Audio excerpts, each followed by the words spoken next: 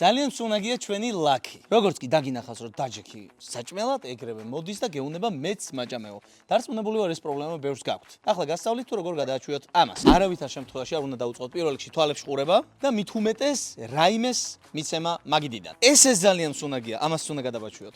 დაგჭირდება თავის საჭმელი ან სასუსნაოები, ბოლო ვარიანტში შეიძლება კონტროლერიც. როგორც კი ესე სამათხოვროთ მოვლენ, შეგიძლიათ წამოდგეთ, უბრალოდ შეზღუდოთ, ანუ მოიშოროთ. თუ მაგალითად ძალიან მაიმუნია თქვენი ძაღლი და აქეთ სირბილს აიწყებს, მაშინ შეგიძლიათ გამოიყენოთ კონტროლერი და უბრალოდ კონტროლერში მოკიდოთ ხელი და წაიყვანოთ დაახლოებით 5 მეტრის იქით. შემდეგ მოხვიდეთ და გააგრძელოთ ჭამა.